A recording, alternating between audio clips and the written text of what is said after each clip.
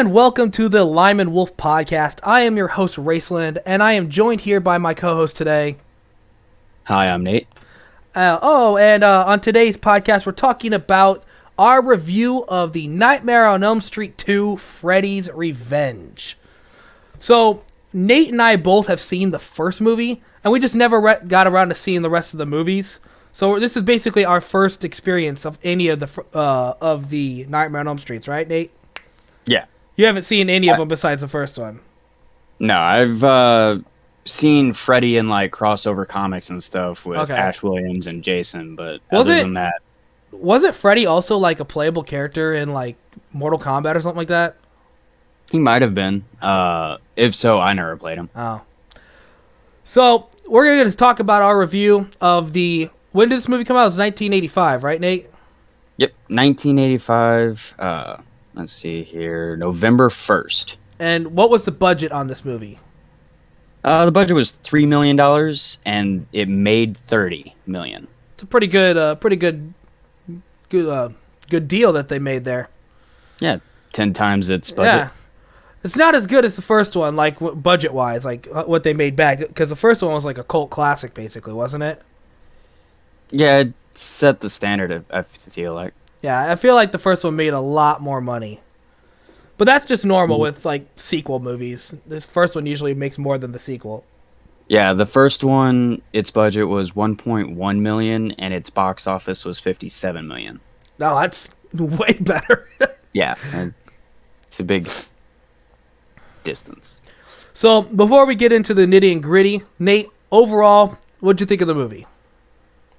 I liked it. It had some interesting takes in the style. I would say that probably I liked it about the same as the first one, Good. though. About the same? That's good. Just for different reasons. Yeah, I think this movie was definitely pretty good.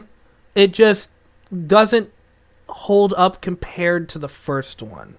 I think the first one is more of a cult classic. Not even a cult classic. It's literally just a classic. It's just... The first one set the precedence of what to expect with these type of movies. And that's what I liked about it. I liked the story a lot in the first one. The second one, I'll get in more into my details later, but like the second one, I felt like it was just kind of there to be there. You know what I mean? See, I actually had the opposite opinion Really? For the second one, because the second one also felt like it set a kind of standard for a certain type of horror movie, but not the type of horror movies that it actually is. What do you mean by that? So I noticed in the movie that a lot of the things that were going on kind of made me think of like current day haunted house movies. You mean like peekaboo, like jump scares and stuff like that? Well, more like a Paranormal Activity. Oh, those type of movies.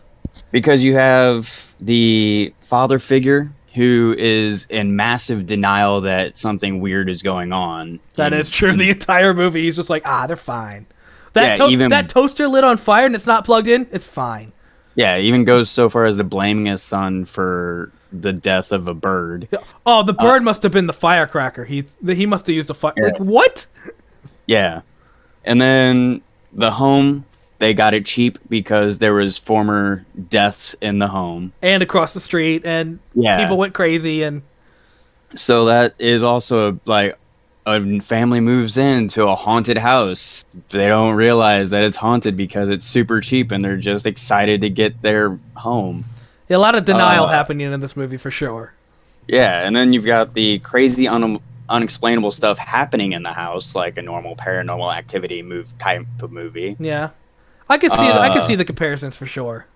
The evil spirit, or Freddy, trying to possess one of the main cast, or in this case, the main character of the movie, Jesse. So that actually brings me to my first point. Is the whole plot of this movie? It's called Freddy's Revenge. So yeah. I didn't know anything about the plot. I have been avoiding all plot, anything. I wanted to go in fresh, and I didn't even see a trailer. And so when I heard Freddy's Revenge, I assumed the main character of the first movie, Nancy, would like return or something. Because I've been told that I think she makes a return somewhere in the series. I assumed, oh, maybe whole thing is that Freddy wants to kill her because he never got the chance or something like that, or he wants revenge on. That's what I assumed. So when he started like trying to take over this kid's body, I guess like that's just the whole thing, is that he just wants a body to just commit murder. Is that the whole point? That's what I got from it. Right. That's what I was thinking. Freddy's revenge thing, to me, didn't really make too much sense because, first off, in the first movie, he was already getting his revenge because he was getting revenge on the parents who killed him. Exactly. By attacking their children. Which is like another positive I had towards that movie, is like I like the story better of that movie because it had a story. Yeah. This one, the Freddy's revenge thing, I'm not entirely sure who he's getting revenge on. It just seems kind of more like a side movie almost. Like maybe the revenge is that he wants revenge for, quote, dying in the first movie, and he just was like, haha, I'm not dead. Yeah, but even that, like, because it also, the ending of this movie is pretty much along the same lines as the first movie, in that it shows you never really kill Freddy or get rid of Freddy. That is true. He just makes you lower your guard and then haunt your nightmares even further. I don't know. It was just a lot unexplained in this movie. It was just like, he wants to kill, he's going to try to kill. And there's the plot. I will say that, like, the plot of love conquers evil, apparently, because he is supposed to be like the incarnate of evil. Right. They even mentioned that in the movie. Yeah. And then the love that Lisa has for Jesse and Jesse's love for her, like, seems to conquer that evil because she's like, I love you. And then he, like, bursts into flames and he breaks through the shell of evil. Which was very cheesy, in my opinion. It was interesting. I don't know, I kind of liked it because you're a sap for love stories, though. I am a sap for a love story, but big ol' sap. I'm also a sap for, like, transformation aspects in movies and stuff. And there was a particular scene in this film where I was just, oh, this is like gross as hell, but awesome. And it's the Where Freddy scene. The Where Freddy. Yeah, like, Jesse goes to Grady's like, bro, I need your help. Need you to stay awake. Make sure I don't do anything. And then he's like, he's coming out, and he starts turning into Freddy. Like, his arm starts splitting the skin like a werewolf would. That was cool, I thought. Into a werewolf. And I'm like, is he seriously being a were-Freddy at this moment? Like, I do think it was cool, though. Yeah, it was really awesome. I will say the bursting from the stomach like an xenomorph from Aliens was kind of, that wasn't a werewolf kind of thing, but it was still really a cool aspect.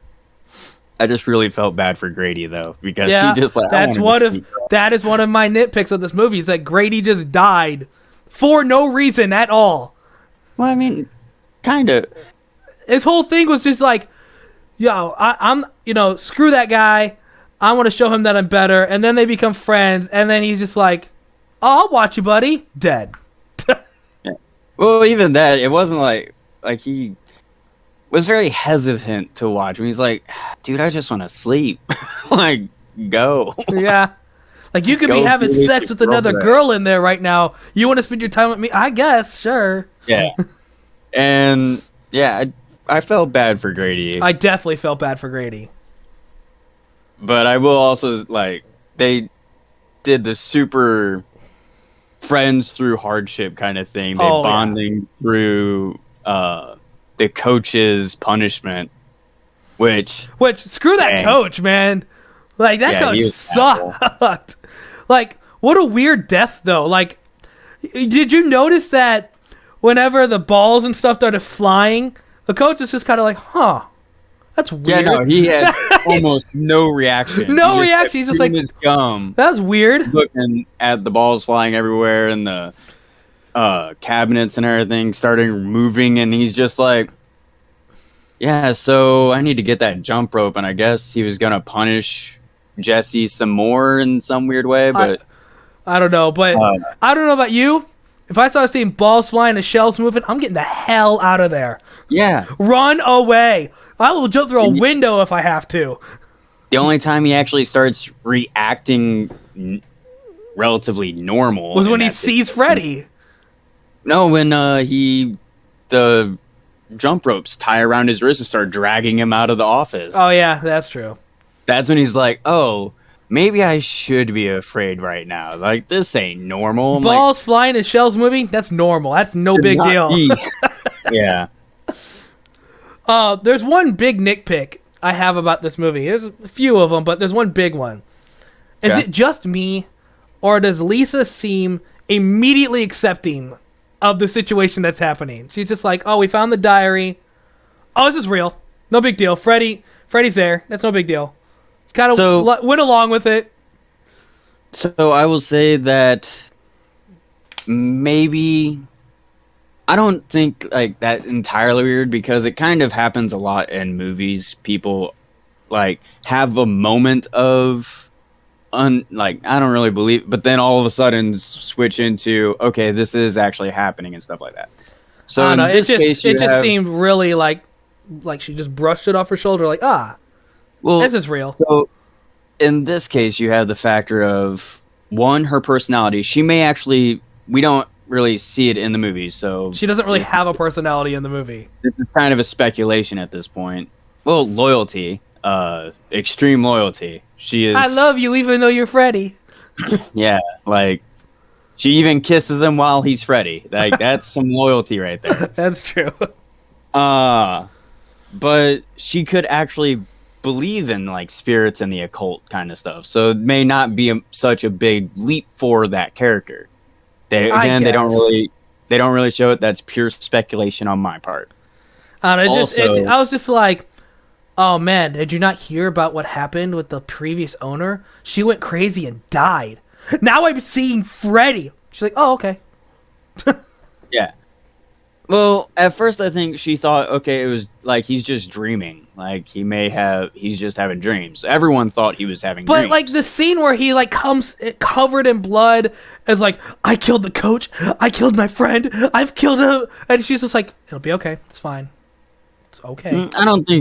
I think you misread that reaction. She was I know. trying to process like I know, what is going on. It's just the actress didn't portray like emotion very well. I felt like I thought she did fine.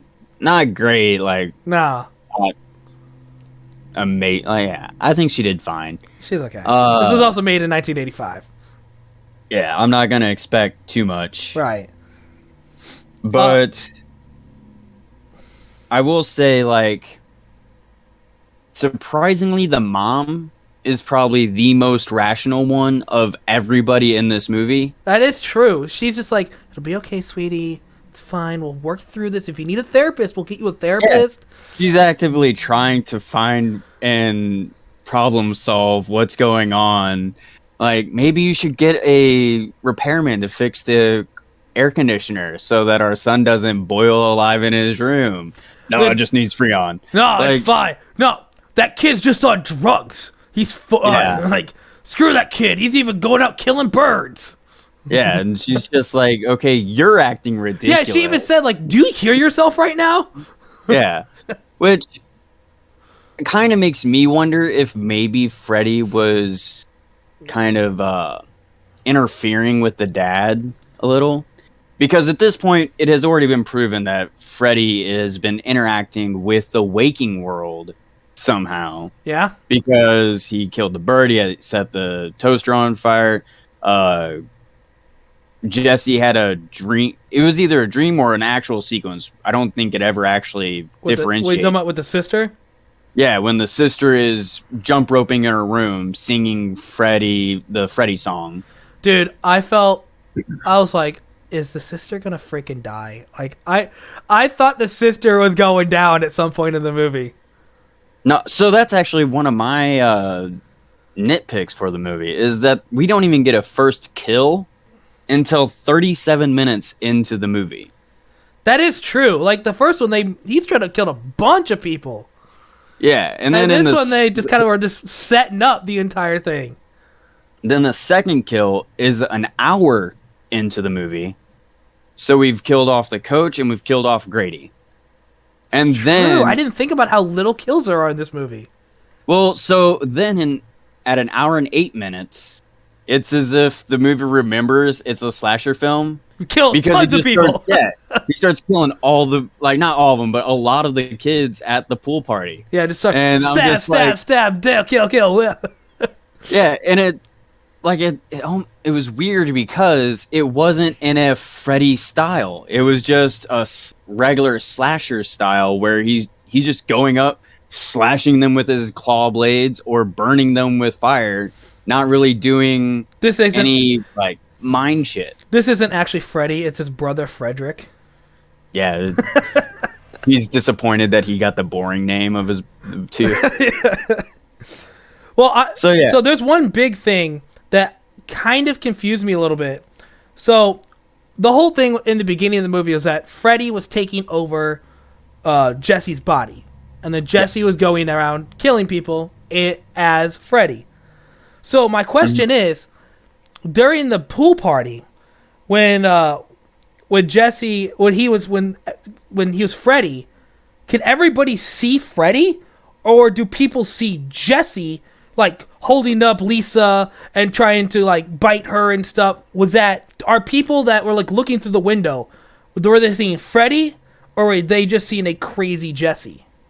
So the movie never says one way or the other.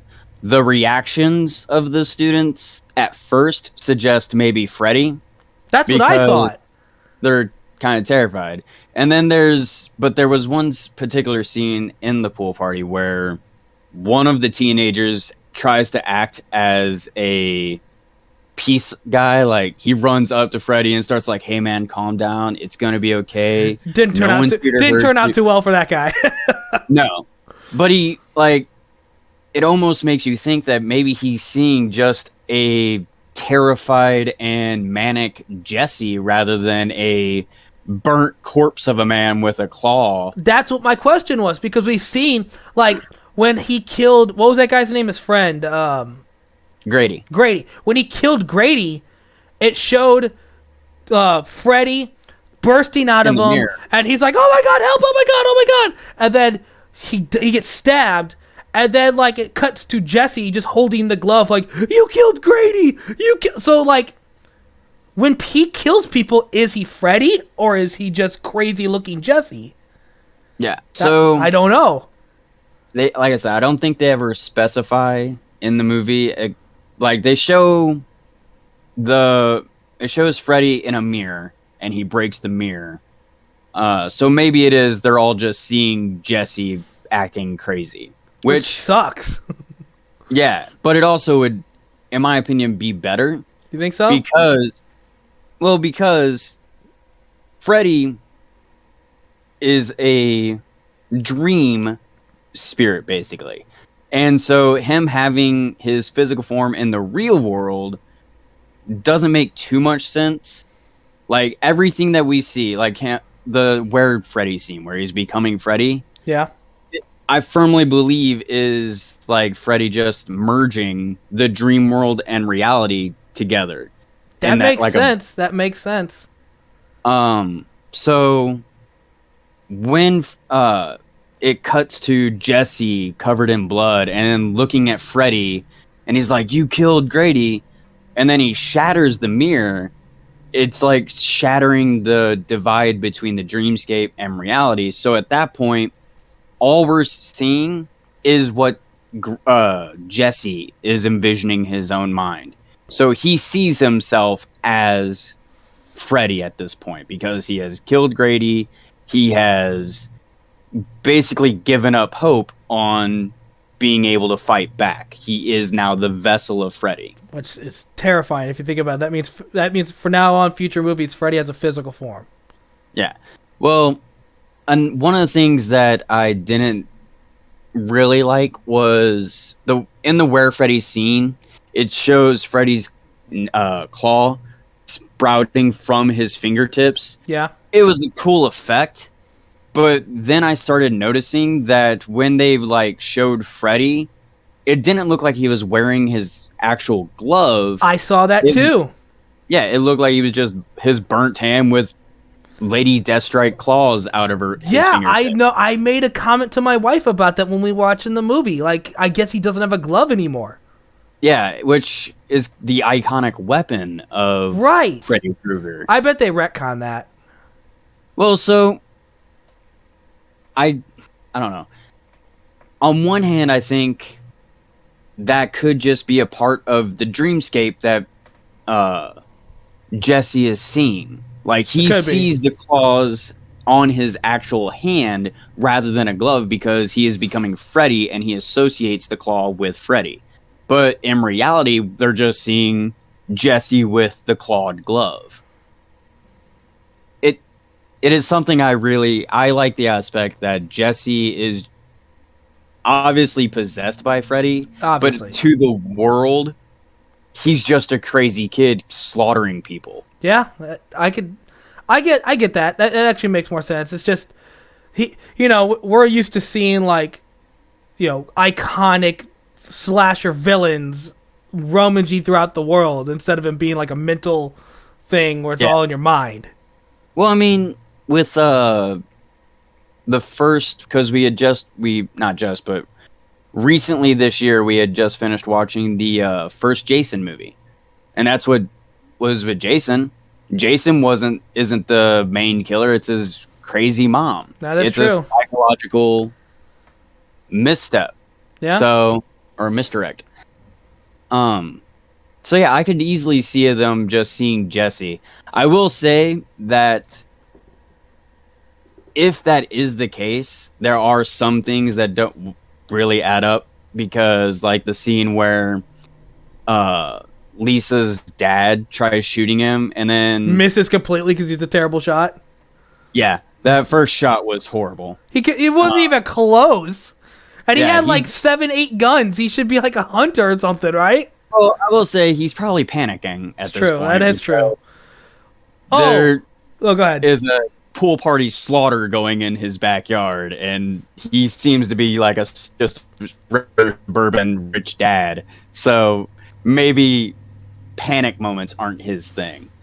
Not everybody can be like John Wick and Liam Neeson from Taken. John Wick versus Freddy.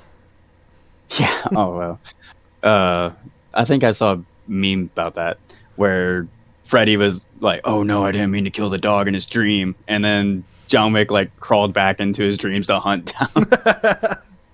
But anyway, the thing that doesn't add up if it is just Jesse being crazy to everybody is when Freddy runs to the fence and then the fence part bursts into flames. That was going to be my question. Does that mean that Freddy could teleport? Well, so I don't really think it's exactly teleportation. Well, like he ran into the thing, it burst into flames, and he was gone. And even they made a comment like, "What the hell just happened?" And then the next scene, he's like in the factory. Yeah. So it's like I thought it was like, did Freddy just freaking teleport through through hell or something? To be fair, that is a possibility, I guess. He could have also run. That's true. He could have just phased through the fence and just kept running, because it does show Lisa like turning around, leaving. She goes through the back. Like, it doesn't show it, but it is implied that she goes through the house to get to her car, gets in the car, and then drives to the factory. Yeah. I don't know. It's just the way it was presented. And it literally looked like he just went like, whoosh, and then just like was gone. And I'm like, did he like teleport like Nightcrawler style through a hole in the wall? Possible. It is possible because he's like Scorpion from Mortal Kombat using his like hellfire to teleport. Yeah, they don't really show what he exactly does. Just goes into a wall, bursts into flames, and he's in a factory. I have one thing I want to say. Yeah. One last nitpick. Well, not really a nitpick. It's just an observation. Am I the only one that thought it was relevant when Freddy bit Lisa's leg, and they made a point to show her putting a bandage on it later? Are they like hinting at her becoming the next Freddy? Kind of like vampire style? I was thinking more like a. Well, now that you bring it up, I was thinking more like a werewolf kind of Oh yeah, situation. well same thing, but you know what I'm saying. Because we already Like, had a were Freddy but transition. it's the But same aspect. Like, you know what I mean? I I didn't get that feeling from it. That's the first thing I thought when he, like, instead but- of going right for the slasher, he bit her. And then I'm like, huh, that was strange. And then later, when she got to the factory, they made a point of her, like, fixing her bandage on her leg. And I'm like, holy crap, are they hinting at her becoming the next vessel for Freddy? So my take on it was that they used that as a way to kind of explain again the blending of reality and the dreamscape, because up to that point Freddy's, like, it shows that everything that we had seen up to that point could have just been a dreamscape kind of illusion that Freddy is projecting on everyone. Because just before that, she saw two dogs with, like, messed up human faces. Those were weird as hell. That was so creepy looking. When she gets in, she starts scratching at her bandage because she sees ants crawling in and out of the bite wounds. But then when she's, like, trying to get them off, she realizes the bandage is still on her leg and it's not there. So See, it could just be implying. that was where I started thinking. Like, Yeah. because it's like, now Freddy's been, like, infected her, or however you want to explain that. Maybe now she's seeing things like Jesse started seeing things, and that's what made me think, like, maybe she's the next vessel in line. I don't know, because it never implies that Jesse got bit or anything. I know. It was just my speculation. I think it was just a means for them to show that everything up to that point that we're seeing is purely the dreamscape illusion that he is projecting on all of these people. So Probably. for actually one of my things for when I first saw the last scene of the movie where he's, like, on the school bus and he's got the bandages and on his arms and all that, and everyone's kind of accepting of him getting on the bus, like, if they did see him as Jesse just killing people, doubt that would be happening, because It's true. I didn't even think of that. Yeah, he'd be in prison. But it's also, I think that last scene was a dream.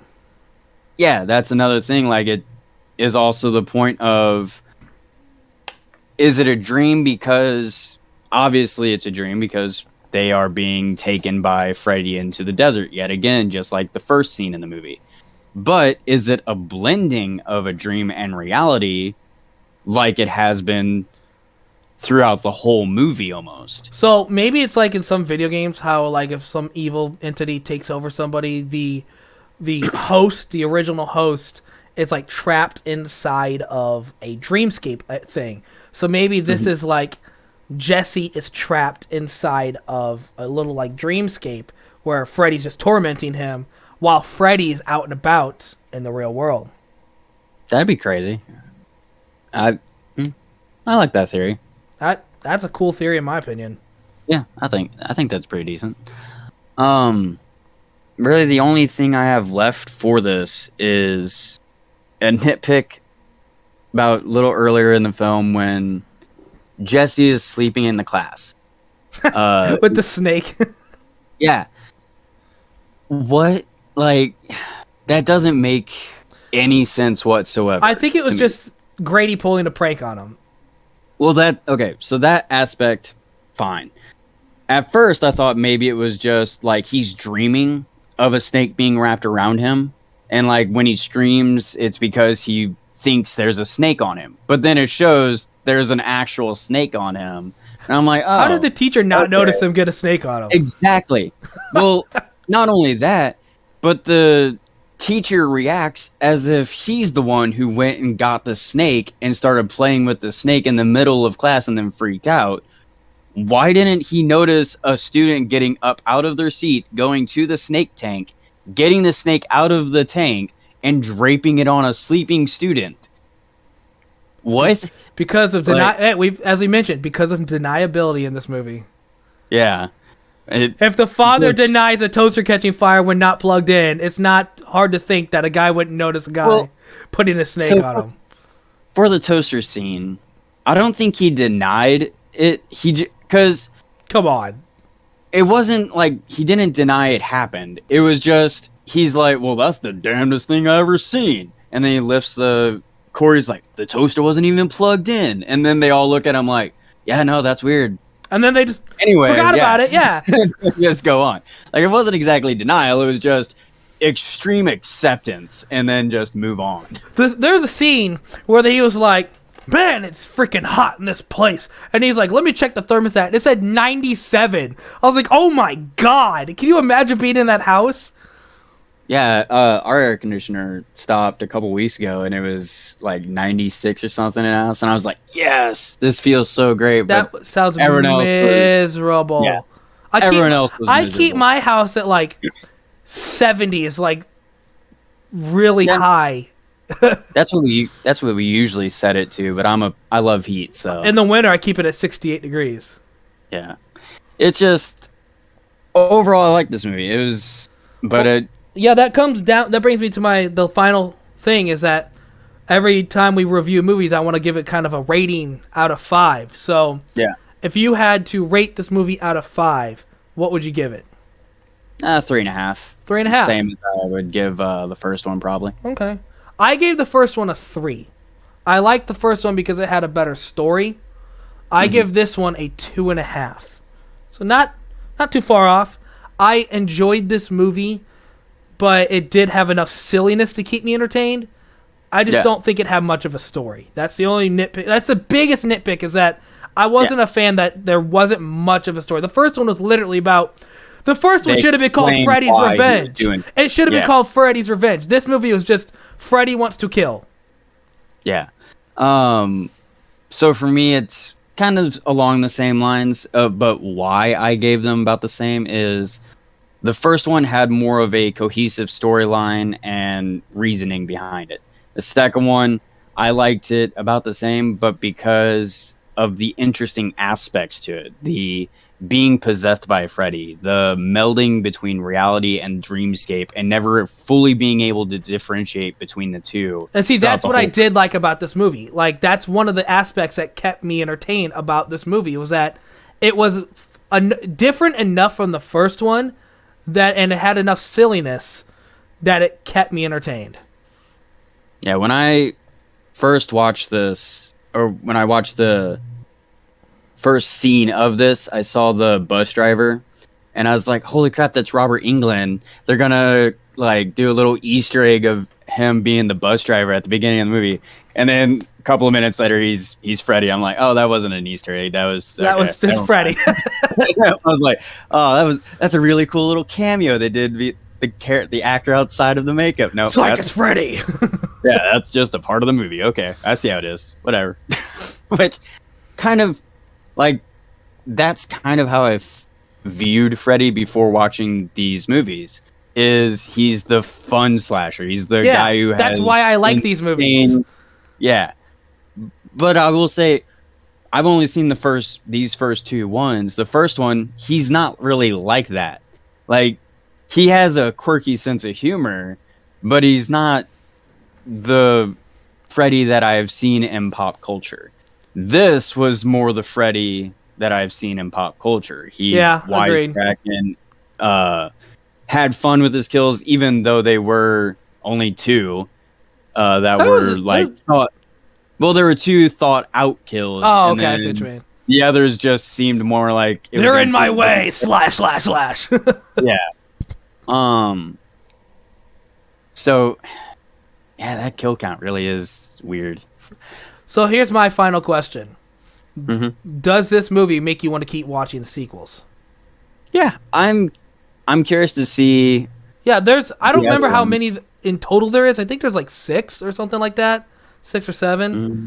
And I'm down if you are to just kind of go through the movies on this channel and just review them. Because I would say Nightmare on Elm Street, I haven't seen many, but I'd say they're my favorite slasher franchise. I've only seen a few of them, but so out of the ones I've seen, these are the ones that keep me entertained. Looks like there might be 6, unless you count the Freddy vs. Jason one, which is one I have seen. I have not.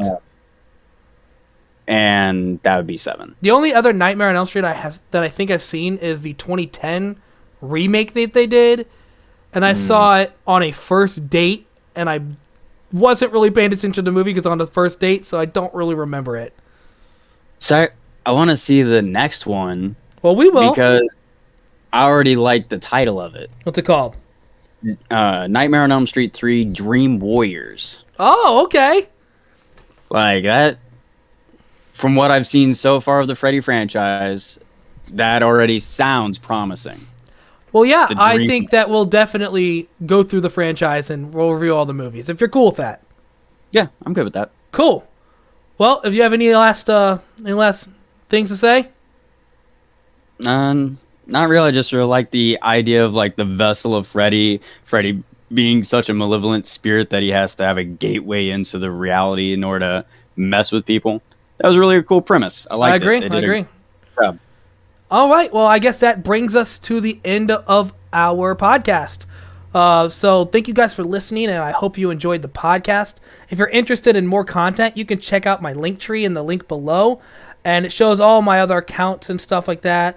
And if you are liking this, please think about liking and subscribing. If you're interested in talking about upcoming topics, we have a Discord and a Facebook page, which are also in the link below. And you guys can go ahead and go there, comment, tell me what you guys want, give some ideas for future videos and stuff. And we'll see you guys on the next podcast. Thanks for listening.